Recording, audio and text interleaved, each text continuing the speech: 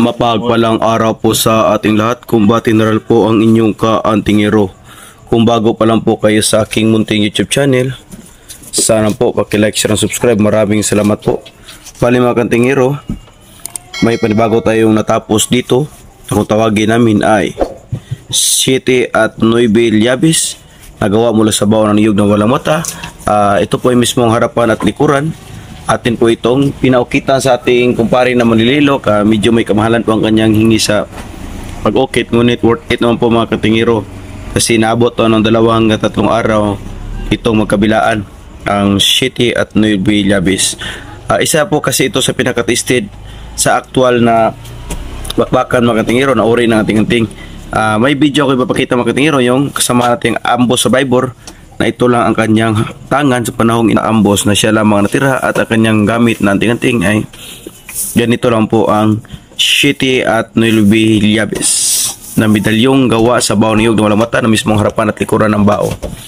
Ito po mga katingero, at abangan nyo po ang video hanggang sa paggawa natin ito.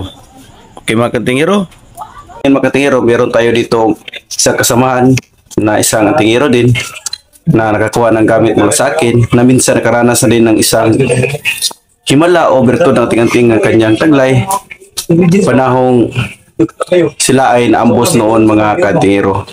Bali siya po ang natira sa kanila noon mga katingero nung inambos sila. Hindi natin specific kung saan parte ng lugar mga katingero, ngunit sa banda ng Luzon, at minsan pa ngayon naitampok sa media at na-interview pa siya. Tama bro? Oo, tama.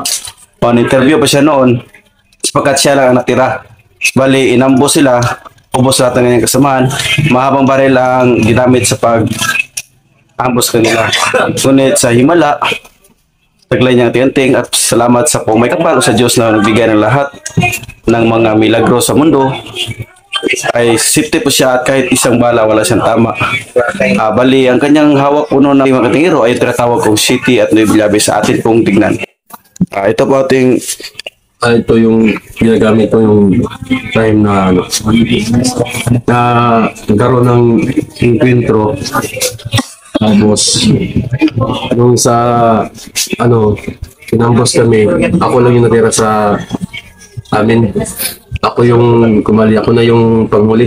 So nangyari doon, na corner ko ng kalaban. Tapos yun nga, sa dami ng tama ng Alphard, may mga sasakyan namin, ako lang yung natira.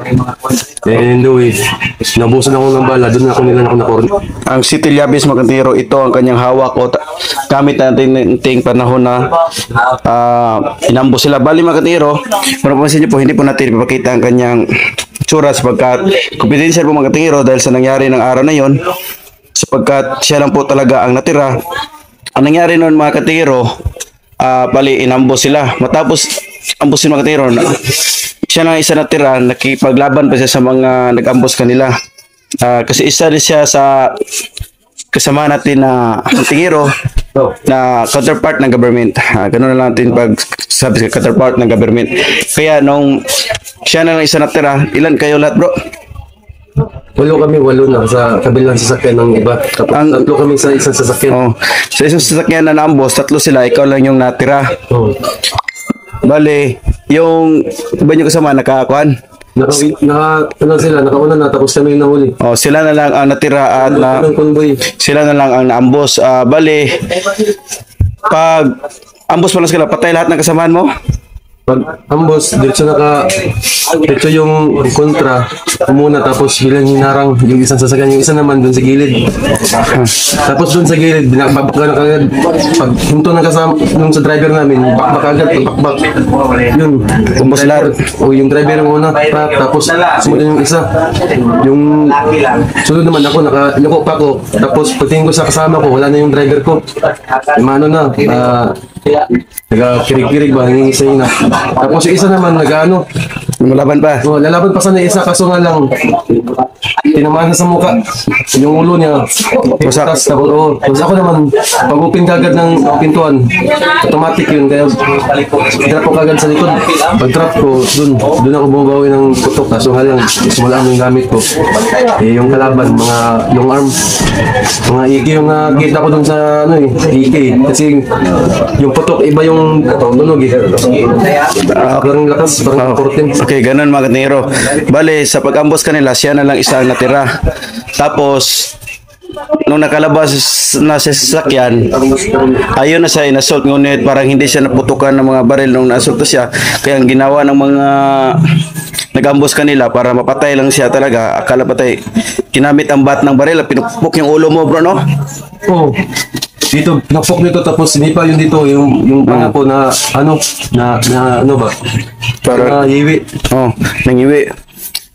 Bali, pinagpupupok ng bat ng baril yung ulo niya para... Usap yung kalaban, mga Chinese yun eh.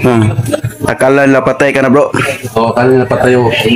Nag-usap sila, tapos yung isa ko kasama, ginigtan sa liig dito. O yung driver na nakagano na, ginigtan pa sa liig. Tapos, yung huli, ang akala ko, patay na ako, wala na akong pag-asa eh. Pero akala na patay ka na. Oo. Napasabat yung sakit yan dito. Hanggang nakatulog ka. Pagising ko, wala na tapos May suko na. May suko. May nag-i-interview na, may usap, tapos may police dun si hindi ko na pwede ito.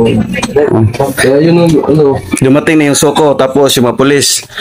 Kasali ka na sa ginuhitan para patay, akala patay na. Akala patay ako salamat sa tanggang buhay ako. Kung hindi dahil dun sa tingin na ginamit ko, hindi ko mani. Ito yung nabigay ko tingin sa kanya mga katiro.